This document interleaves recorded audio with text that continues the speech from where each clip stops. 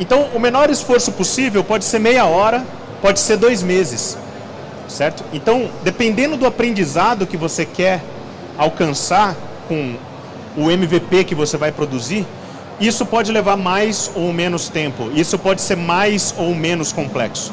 Então, eu não estou aqui para julgar se seu produto é ou não um MVP, se ficar 6 meses trabalhando no desenvolvimento é ou não um MVP, não é para isso.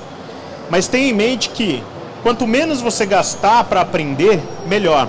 Um MVP, na minha opinião, é alguma coisa que você vai criar para a sua startup dar um passo. Dar um passo na direção de dar certo. Ninguém cria uma startup para dar errado. Mas provavelmente, quando você começa a sua ideia, quando você cria aquela ideia na sua cabeça, ela parece perfeita. Eu não sei se vocês já tiveram essa sensação. Parece infalível. Parece que tudo vai dar certo. E quando você começa a executar, uma série de coisas que você acreditou que ia acontecer, ou que você acreditou que seriam verdades, elas mudam. A sua cabeça muda, a sua ideia muda. Então o MVP é o menor passo, é o menor esforço que você precisa dar, que você precisa ter para dar um passo em direção ao produto correto. E quando eu falo produto correto, é o produto que as pessoas vão gostar, é o produto que as pessoas vão comprar, é o produto que as pessoas vão utilizar, é o produto que as pessoas vão recomendar para os amigos. Então, quando você começa o seu negócio, a primeira coisa que você tem que ter em mente é: você tem que ter um bom produto. E quando eu falo produto, entenda isso de forma completamente abstrata. E aí que vem a segunda definição de MVP da palestra, que é o Maximum Value Proposition, que é a proposta de valor máximo. Então, muita gente começa uma startup com uma ideia e se perde no meio do caminho sobre o que aquela ideia realmente oferece de valor. E quando eu falo valor, é aquilo que o cliente está enxergando que seu produto entrega. Por exemplo, qual que é a proposta de valor de um aplicativo de táxi? É muito claro, né? Eu quero um táxi agora e rápido. Certo? Eu quero um táxi para agora e eu quero o mais rápido possível. E quando um aplicativo te entrega essa proposta de valor, você fica feliz. Quando um aplicativo extrapola essa proposta de valor, por exemplo, te dá um desconto, ou te dá alguma coisa a mais, você consegue ficar mais feliz ainda com aquilo, porque aquilo superou as suas expectativas. Muitas vezes a gente não consegue ter muito claro qual que é a proposta de valor do nosso negócio. Quer ver um caso que é muito ambíguo? Qual que é a proposta de valor do Twitter? Cara, você pode perguntar isso para 50 pessoas. Provavelmente as 50 pessoas vão ter uma expressão diferente para a proposta de valor do Twitter. Pô, eu gosto do Twitter porque eu consigo acompanhar meus amigos sem muito bullshit. Sem muita lero-lero, sem aquela encheção de saco do Facebook, de posts enormes e videozinhos escrotos. Tem outra pessoa que vai falar: pô, o Twitter me mantém informado se o meu servidor está de pé ou não. Lá na Gera, por exemplo, a gente usa o Twitter como imprensa. Como assim imprensa? A gente tem uma conta do Twitter privada, que sempre que acontece alguma coisa boa, que é mais raro, ou alguma coisa ruim, a gente manda uma mensagem direta para esse Twitter, para essa conta do Tweet, né? E aí a gente tem um painel onde a gente ranqueia lá todas as ocorrências da semana, discute aquilo e diz se aquilo foi bom, se foi ruim ou se foi neutro. Então, é uma proposta de valor que a gente tem dessa ferramenta. Então, tem vários produtos que você vai criar que a proposta de valor ela não é tão clara. Não é um aplicativo de táxi. O aplicativo de táxi é óbvio, né? Um aplicativo para você, por exemplo, arranjar uma menina para sair hoje à noite. Muitas vezes a proposta de valor dele você não alcança, né? Porque você é muito feio. Você é muito, né? O seu perfil não está bom, você não consegue, né? Mas ele tentou. Então, a proposta de valor ela tem que ter muito claro. E aí, opa, vai? Não vai? Aí. E aí vem a necessidade de você ter uma proposta de valor como a razão para o seu app, para o seu projeto, para a sua ideia, para a sua empresa existir. Vocês já ouviram falar de um negócio chamado Golden Circle? Quem já ouviu falar do Golden Circle? Eu acho que apareceu pela primeira vez num TEDx da vida. que um cara fala sobre como que grandes líderes se comunicam. E a comunicação de grandes líderes, ela não está focada no que eles fazem, mas sim por que eles fazem.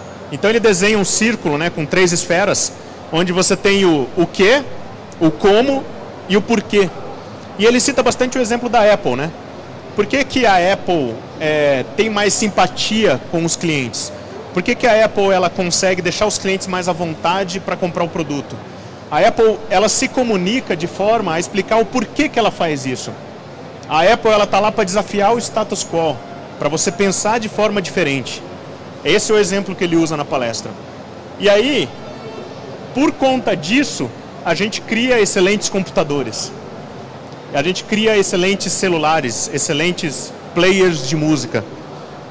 E isso é uma forma de se comunicar que as pessoas elas têm maior empatia. Ele cita alguns exemplos como Martin Luther King também. Tá? Depois assiste o vídeo, coloca Golden Circle, você vai encontrar com muita facilidade. É um vídeo curtinho e que explica muito esse conceito de como se comunicar. Mas é muito difícil você, quando você pensa numa ideia, eu estou pensando em criar um aplicativo para qualquer coisa que seja, você definir o porquê que você está fazendo isso. Até um cara chamado Peter Thiel, esses dias tirou uma onda, falando que todas as startups querem mudar o mundo, né? Vocês já viram aquele seriado Silicon Valley? O seriado Silicon Valley é uma sátira que os caras fizeram no mundo de startup, não, nem tão sátira assim, né? Que tem um evento, né, que é o TechCrunch Disrupt, e aí as startups apresentando o seu projeto. E é engraçado que todos eles falam assim, para mudar o mundo, vamos mudar o mundo, mudaremos o mundo fazendo, né? Estamos aqui para mudar o mundo, e com isso vamos mudar o mundo. Então, bacana, mas isso acabou sendo um discurso vazio, né? O que é mudar o mundo? Né? Como que o Tinder está mudando o mundo? Alguém sabe me explicar? Às vezes muda, né? Pra gente, assim, na Campus Party, sei lá, ou não. O ponto é, quando você tem muito claro o porquê que você está fazendo aquela coisa, por que você está criando aquele projeto, e muitas vezes não é pelo dinheiro, o dinheiro é simplesmente o resultado disso, não é o motivo disso. Então, quando você se identifica o porquê que você está fazendo aquilo, você consegue se comunicar de forma a gerar na pessoa não só uma empatia, mas uma relação emocional com o seu produto. E quando você consegue uma relação emocional com o seu produto, muitas vezes você consegue que essas pessoas elas gostem muito mais de você, do seu produto, do seu propósito, e ela te siga, ela te recomenda, e ela naturalmente vai ser um divulgador positivo do seu produto. Então a gente tem uma série de produtos que as pessoas falam mal. Uma série de coisas, de serviços que as pessoas falam mal. Eu nunca vi alguém falar de uma operadora de celular bem, né? Eu posso falar isso na Campus? Então, por que isso é tão ruim? Será que não é possível criar um serviço de telefonia que seja bom? Será que não é possível ter um banco que seja bom? Banco daquele que tem dinheiro, sabe? Será que não é possível fazer isso diferente? Né? E aí você tem hoje uma série de pequenas empresas criando pequenos produtos com esse conceito. E essas empresas elas estão tendo um crescimento muito acelerado. E em pouco tempo essas empresas estão sendo compradas por gigantes que não estão mais conseguindo oferecer um bom serviço, uma boa experiência e não estão conseguindo inovar. Então hoje a inovação está na mão de pessoas como a gente. A inovação não é mais produzida pela Apple. Mas a Apple é uma empresa inovadora. Dentre todas as empresas grandes do mundo, talvez a Apple seja muito inovadora. Mas você tem uma porrada de pessoas como a gente, que está aqui escutando uma palestra, que está com uma ideia, está fazendo um contato, que vai criar um produto que amanhã vai revolucionar o mercado, que vai mudar o paradigma de alguma coisa.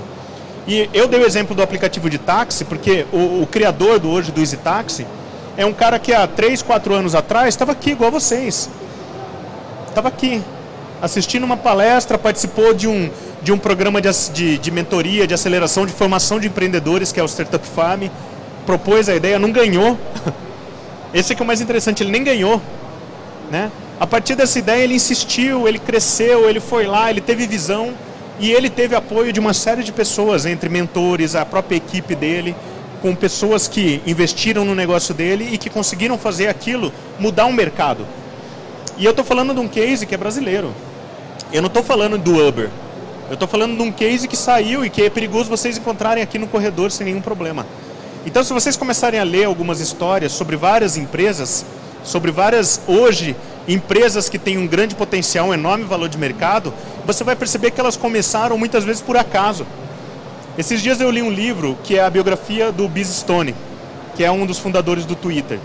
E é um livro muito legal, porque é um livro muito sincero. Ele não é um livro glamuroso, ele não é um livro de gravata. Ele é um livro de um cara que abriu um negócio, se deu muito mal, ficou com dívida.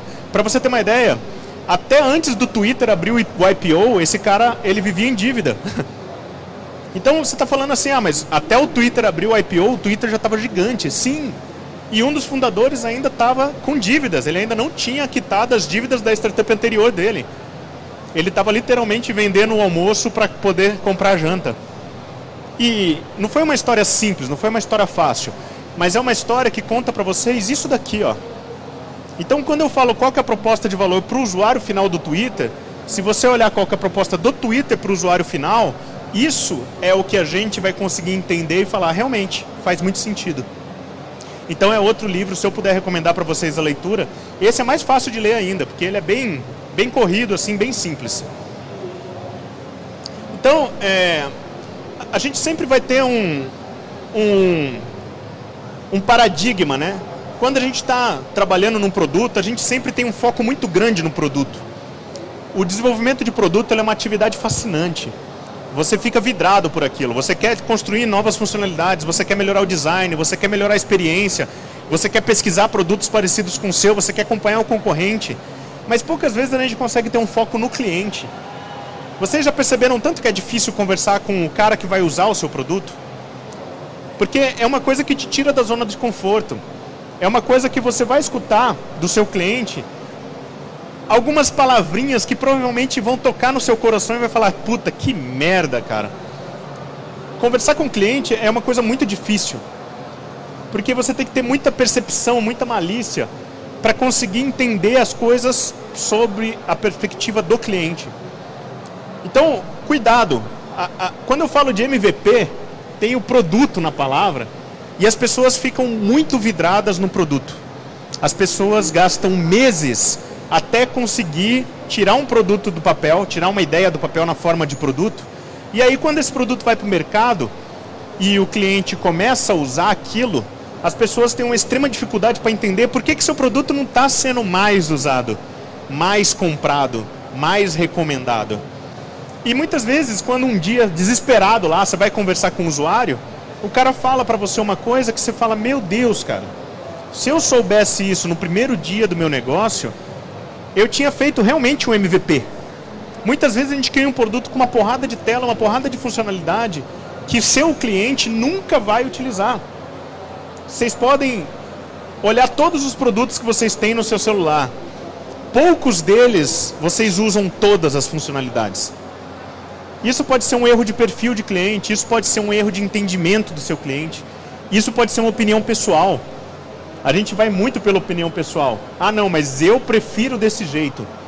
E você não vai conseguir fazer um produto que atenda todo mundo. Ponto. Você não vai conseguir. Mas se você conseguir fazer um produto que tenha um extremo valor para um pequeno grupo de pessoas, esse grupo tem um potencial enorme de se expandir conforme você for entendendo as necessidades em volta. Então, normalmente, o MVP ele tem que ser focado para aquelas pessoas que são aqueles caras fanboy dentro do que você quer fazer. Então, se você vai fazer um aplicativo, por exemplo, para emagrecimento, você tem que conversar com as meninas que acabaram de ter bebê e que estão enlouquecidas para emagrecer. Elas vão te dar muito feedback. Ou para as mulheres que estão lá com 40 anos e que, por alterações hormonais, seja lá o que for que isso signifique, não conseguem perder peso ou começaram a ganhar peso, né? Ou pessoas que têm muita ansiedade, por isso comem. Você está entendendo? Se eu falar sobre emagrecimento, eu consigo citar aqui uns 10 perfis de pessoas diferentes, com necessidades diferentes, com pensamentos diferentes. E, cara, é muito difícil você conseguir atender todos eles. Será que alguns deles não são grandes o bastante para justificar um bom produto? Para justificar a monetização de um bom produto? Então, procura sempre ter um foco muito mais desse lado aqui, ó. Quanto mais você conversar com seus clientes, encher o saco dele, envolver ele no processo de construção do seu MVP, mais perto você vai chegar. E um detalhe, quando eu estou falando clientes, né? Aqui eu não coloquei, né? Tem que ser clientes, no plural.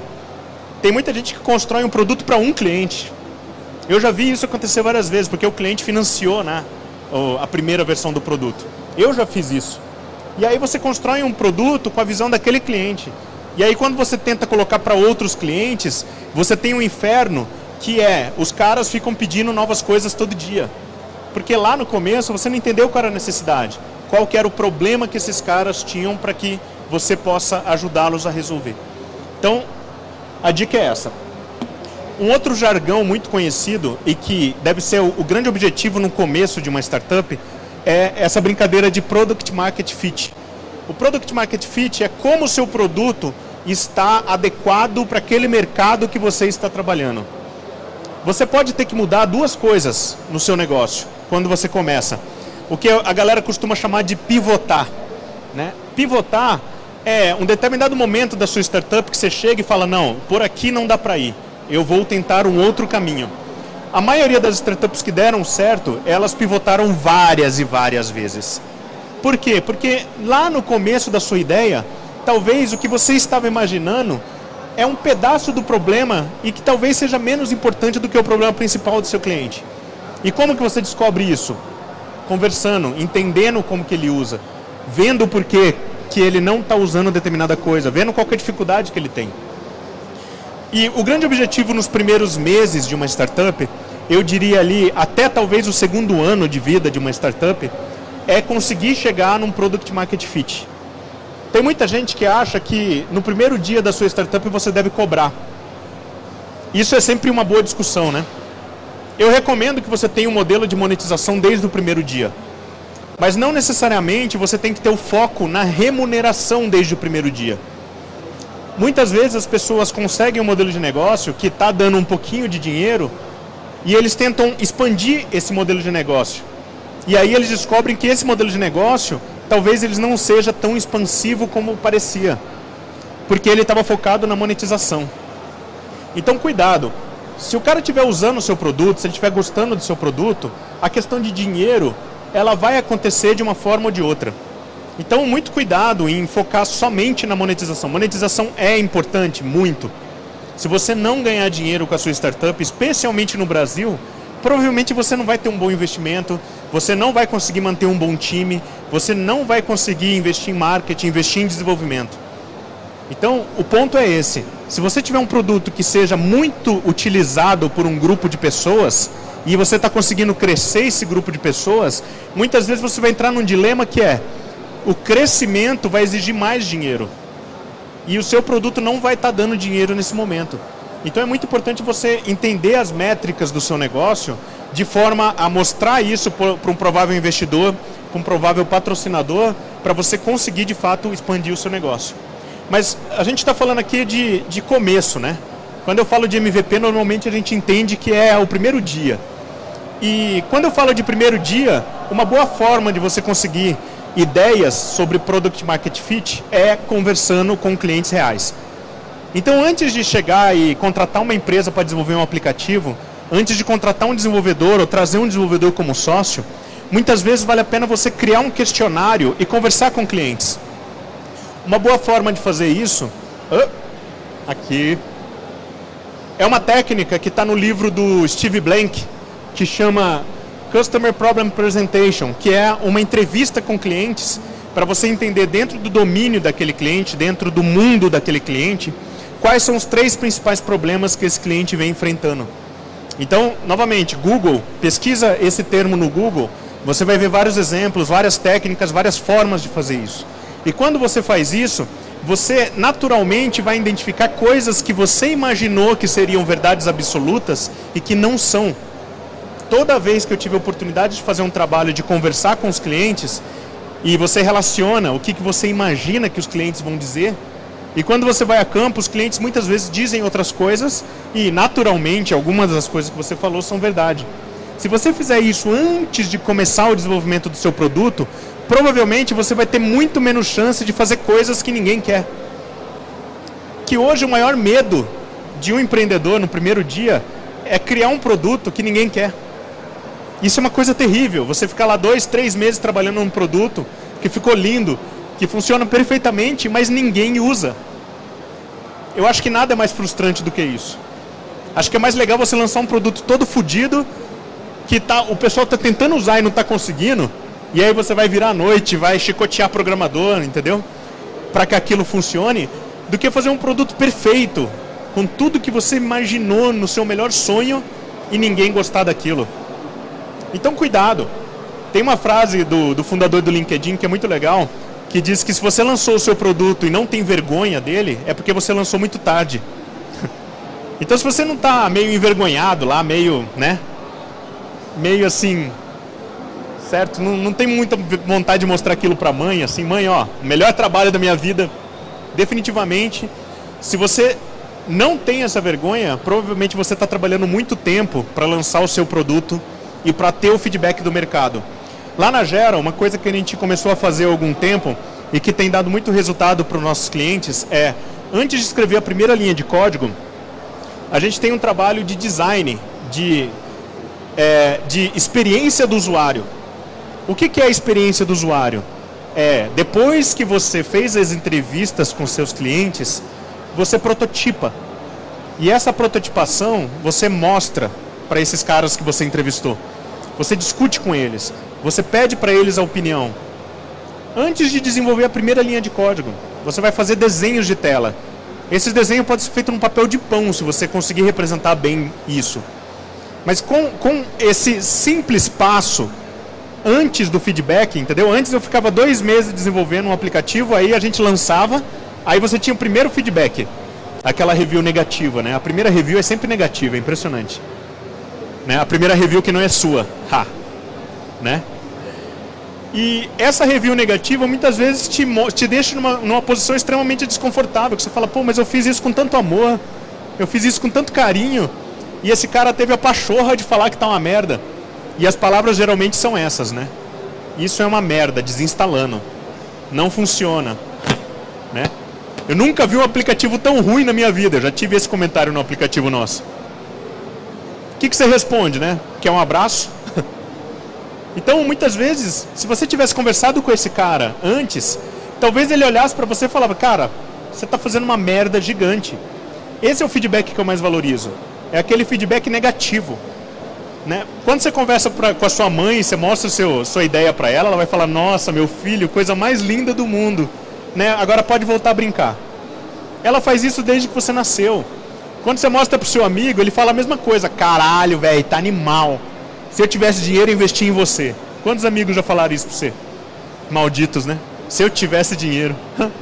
Se tivesse dinheiro, eu não investia mesmo. Então, tapinha nas costas não vai te levar a lugar nenhum. Isso daqui vai te levar a vários lugares que você ainda não imaginou que você deveria ir. Esse é o ponto.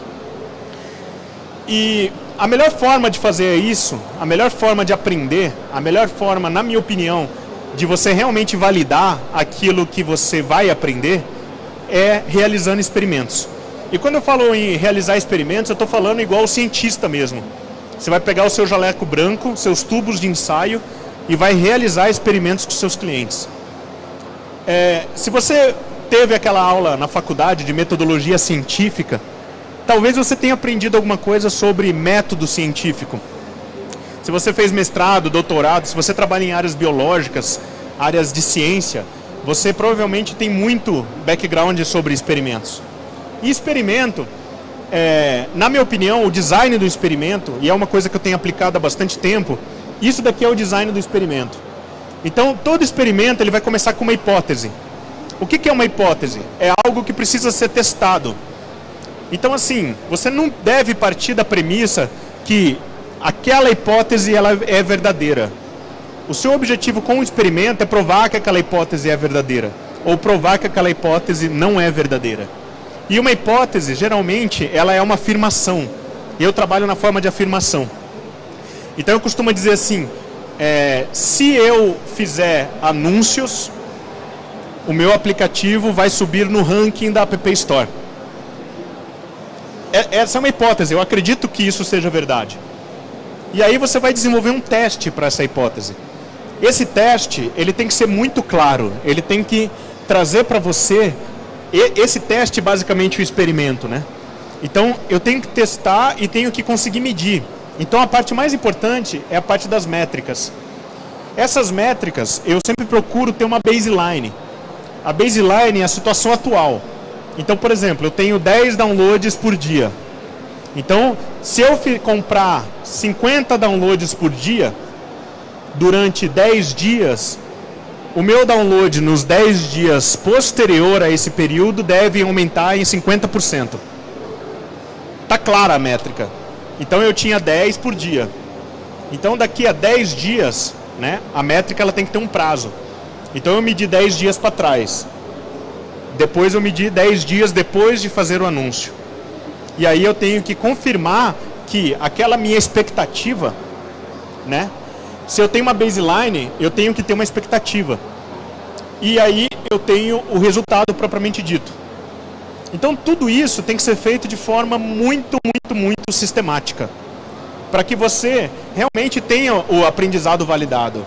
Para que você realmente possa dizer para o seu investidor, dizer para o seu sócio e até para sua mãe que, olha mãe, eu fiz um teste e descobri que acontece isso quando eu faço alguma coisa. Se eu desenvolver tal funcionalidade, o número de clientes que vão pagar o meu produto vai aumentar em 30%. Se eu alterar o preço do meu produto pela metade do preço, eu vou aumentar em 200% as vendas. Isto é, eu vou ganhar mais dinheiro. Então, tudo isso são testes que você pode fazer. Esses testes, eles podem levar um dia, vocês concordam? Eu posso fazer um teste hoje, eu vou enviar um e-mail marketing e espero que amanhã eu tenha tantas compras. Então, essa é a brincadeira do experimento. E eu sempre gosto de medir o custo. E o custo, ele envolve tempo, ele envolve esforço e às vezes também envolve dinheiro, né? Então, se eu for investir em anúncios, eu estou colocando dinheiro do bolso nisso. E aí, para realizar esses experimentos, que é uma coisa que a gente já vem fazendo há pelo menos 2 anos, a gente vem realizando experimentos em projetos nossos e ajudando clientes a realizar experimentos. A gente fez um modelo de planilha, que daí a coisa fica mais fácil de entender, que vocês podem utilizar. Lá no final eu vou passar o link, aí vocês podem baixar lá no Google Docs. E esse modelo de planilha, ele tem um primeiro passo que é a visão. Então eu gosto de numerar, né? É legal porque daí daqui a pouco você olha que você executou 50 experimentos. Caraca! E aí você tem a data que você teve essa ideia, qual que é a hipótese que você quer testar, como que você vai testar essa hipótese. Plataforma pode fazer sentido, eu vou testar só no iPhone, vou testar só no Android, vou testar na web, se não fizer sentido não preciso usar. E aí, ó, eu sempre gosto de colocar hipóteses na hora que eu tenho essa ideia. Eu estou conversando aqui na Campus Party com um cara, ele falou, putz, cara, e se você colocar esse negócio no seu aplicativo? Putz, eu vou lá e anoto. Não interessa se eu vou realizar. O cara me falou isso na forma de verdade. Ah, se eu fosse você, eu botava lá, promoção assim, assim, assado. Eu pego e escrevo aqui na planilha. Abro o celular, anoto ali. Deixa ali, faz um backlog de hipóteses. Depois você vai priorizar aquelas que são mais importantes para cada momento do seu negócio. Mas deixa lá, ó, vai colocando um monte de hipótese e depois você vai olhando quais delas vocês querem validar. Depois disso, você vai em parte de métricas, né? Então, qual que é o indicador que você está validando, durante que prazo, qual que é a baseline. Às vezes você não tem baseline, né? Eu nunca fiz isso, eu nunca medi isso. Então, a baseline não tem baseline, né? Qual que é a sua meta, qual que é o resultado e o percentual de resultado, né? E eu gosto também de colocar o quantos % que a gente alcançou da meta. Geralmente, você não vai conseguir testar o seu experimento. Teve alguns produtos nossos que a gente fez mais de 50 experimentos e vocês perceberam que na planilha eu coloco cores, né? Na linha. Essas cores identificam se aquele experimento cumpriu o objetivo dele ou não. Se eu estava certo ou se eu estava errado. E depois de 50 experimentos, você olha para a planilha e você percebe que eu te digo 80% das vezes você estava errado. Só que aquele 20% das vezes que você estava certo, eles deram um resultado absurdo. A gente teve um aplicativo nosso que a gente conseguiu passar de $40 por mês de receita. Hoje esse aplicativo tem 10 a 12 mil dólares por mês de receita. Como? fazendo experimento, errando, mas errando várias vezes. A cada 2 semanas a gente dava uma erradinha. De vez em quando a gente acertava. Qual era o resultado? 200%, 500%. A maioria das vezes dava 5% de resultado, ou dava negativo, piorava. Então, esse é o propósito dos experimentos. É você testar as coisas de forma que você consiga otimizar e aprender com aquilo. O último quadrinho é o quadrinho de custo, né? Então, qual que é a versão? Aí, quantidade de unidade, por exemplo, eu gastei 2 horas de desenvolvimento com o meu grande salário, e isso custou R$40. Ou eu gastei R$1.000 de anúncio, ou eu contratei um consultor, ou eu contratei um serviço, ou eu contratei uma ferramenta. Coloca o custo, porque o custo é importante para depois você somar e ver o quanto que você gastou num ano com aqueles experimentos. E o quanto isso deu de resultado financeiro positivo para você. Se o investidor olhar para isso, ele vai olhar para você e falar, caralho, esse cara consegue fazer as coisas dar certo. Esse cara sabe fazer as coisas dar certo. Então, o último quadrante, que é um pouco mais novo, ele não veio no começo, mas é uma coisa que a gente sentiu a necessidade de colocar, é uma coluninha para você escrever o que você aprendeu com aquilo. Esse aprendizado ele pode ser negativo, ele pode ser positivo, é um campo livre. Escreve o que você aprendeu com aquilo. Agora é a hora importante, tá? Se você quiser tirar foto do link, depois dá uma olhada, copia, duplica lá a planilha no Google Docs e pode sair utilizando. Na planilha eu coloquei bastante instruções assim sobre coisas que vocês podem pegar de orientação para conseguir fazer isso. Aí. É isso que eu queria trazer para vocês. A gente tem ainda uns 15 minutinhos aí para perguntas. Eu vou deixar aqui o endereço da apresentação também, se vocês quiserem baixar lá. Opa, tudo bom, Saulo?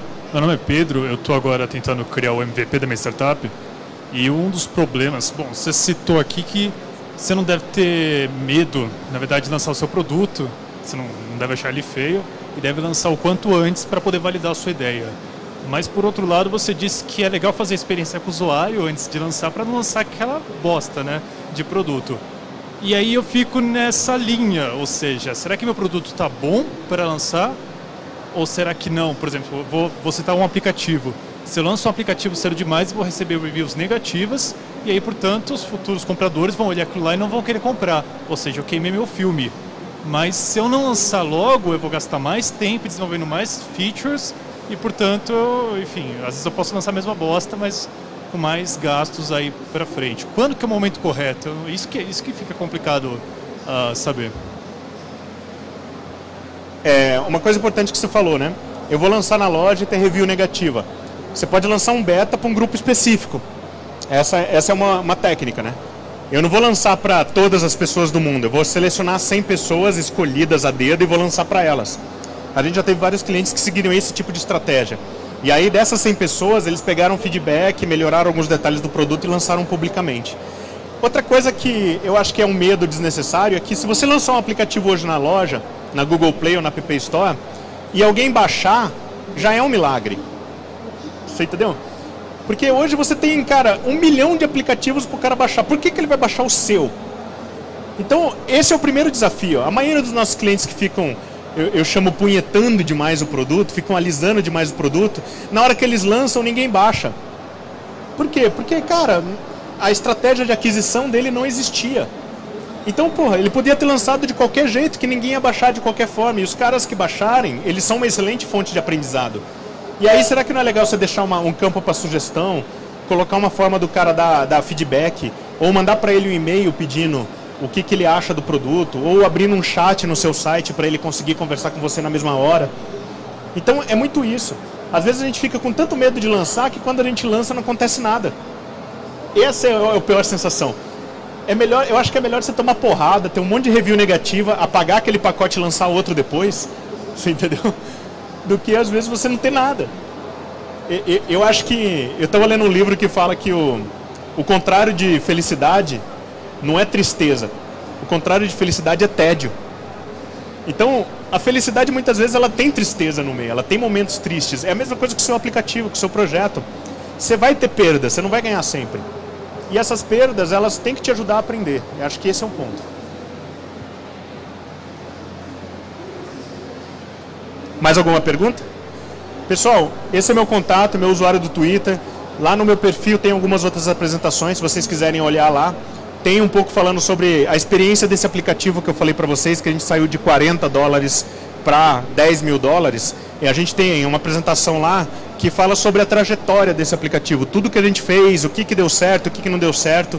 Então, explica para vocês um pouquinho o resultado desses experimentos, né? Então, mais importante do que tudo, antes de lançar o seu produto, é fazer experimento. Você pode fazer experimento com entrevista. Eu vou conversar com 5 pessoas, eu acredito que as 5 vão confirmar a minha hipótese. Beleza. Eu vou conversar com 20 pessoas e acredito que essas 20 pessoas, pelo menos metade, vão dizer que meu produto faz sentido para elas. Então, estuda a técnica de entrevista. Essa conversa com o cliente, ela é o ponto mais valioso que você tem antes de começar a desenvolver o seu produto. Depois que você está seguro, conversou com algumas pessoas, convidou essas pessoas para participar do desenvolvimento do seu produto, vai para a toca, entendeu? Senta lá com o desenvolvedor, design, empresas terceirizadas, parceiros, desenvolve o negócio. Não fica 3 meses desenvolvendo. Tenta lançar em 2 semanas. Você não consegue lançar alguma coisa em 2 semanas? 2 semanas é um prazo bem legal. Se mata nessas 2 semanas. Trabalha de dia, de noite, final de semana, de madrugada. Lança um negócio. E aí vê o que vai acontecer. Gerencia bem a sua expectativa nesse sentido.